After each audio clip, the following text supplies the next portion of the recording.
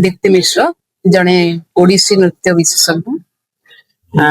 एवं मो पूर्वतन दूरदर्शन केन्द्र भुवनेश्वर निर्देशिका भाव में काम करुँगी रिटायर्ड करी गुरुकर तो मुझे स्टूडेंट जड़े थी गुरु देवप्रसाद दास मुख्य शिष्य मान भितर से जड़े थे आगधावी शिष्य थे बहुत पुराना सीनियर स्टूडेंट थे से कृति शह शह नृत्यशिल्पी माध्यम बहुत किसी अनुष्ठान माध्यम से सृष्टि कर बहुत नृत्यशिल्पी या अनुष्ठान भी या कार्यक्रम मुख्य उद्देश्य है जे गुरु शिष्य परंपरा एवं गुरु जहाँ शिखाऊंट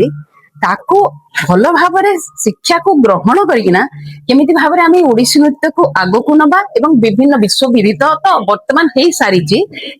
ता भीतर भी आम समस्त पाखरे सेटा पहुंचे पारिबा आ शुद्ध नृत्य को से किसी मिलावट रही शुद्ध नृत्य को आम कौन सी मौलिकता तार सब मौलिकता को बजाय रखिकिना से नृत्यटा को केमती आम आग को लेकिना जीवा से गुरु को स्मरण करने जो ओडिसी नृत्य जगत प्रति जो दान ताको केवल मन पकेवाई कार्यक्रम आमर उद्देश्य थिला आ ये कार्यक्रम जी करुचंती संघमित्रा विषय तो समस्ते कही जड़े स्टूडेंट छात्री जहाँ साधना कल्चरल इंस्टीट्यूट से तैयारी करना 2-3 वर्ष है कले आम सब से अच्छु जेहेतु गुरुंकर शिष्य आम आम बहुत पुराना स्टूडेंट तेणु कि कार्यक्रम को बेस प्रशंसनीय जहाँ समस्त साहाय्य करवा उचित आग को जीव भगवान आशीर्वाद करते मोर नुपुर ऑर्गेनाइजेशन अच्छी ओडिसी नृत्य बहुत तो अच्छी ऑर्गेनाइजेशन मु निरंजन राउत सर मत ओडिशा समस्त जानते सब जगह मु निरंजन राउत नीर सार परिचित सकाଳେ मु अतिथि भाव में मंच थी प्रदीप प्रज्वलन एवं संध्या बेले नुपुर अनुष्ठान ग्रुप प्रोग्राम आदि ये मंच अच्छी साधना कल्चरल ट्रस्ट तरफ आमको इनवाइट कराई संघमित्रा मैडम जो उद्यम गुरु भक्ति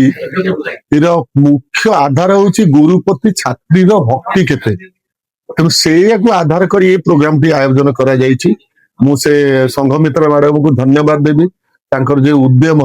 तांकर ये उद्यम दीर्घ दिन धरी चालू समस्त पाखे तांकर उद्यम जो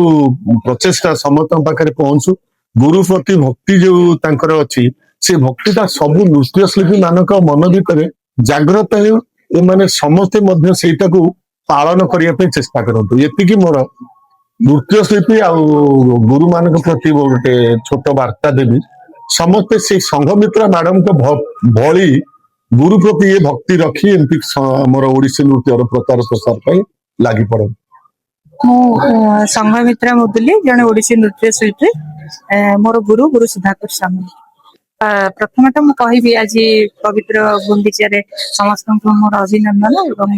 प्रभु जगन्नाथ पाखे मुझे प्रणाम जनाऊँ आमर यहाँ 3rd गुरु सुधाकर साहू अवार्ड फेस्टिवल करूँ प्रथम वर्ष आम गुरु पद्मश्री गुरु रामली इब्राहिम को देइथिलु द्वितीय वर्ष पद्मश्री गुरु दुर्गाचरण रघुवीर को दिया यही वर्ष आम 3rd गुरु सुधाकर साहू अवार्ड गुरु पद्मश्री कुमकुम महांती को दौचु एवं तापर श्रीमती संगीता दास नृत्य परिवेश लेखक नृत्य परिवेशन रही रिंकू साहू भी एक नृत्य परिवेशन करेंगे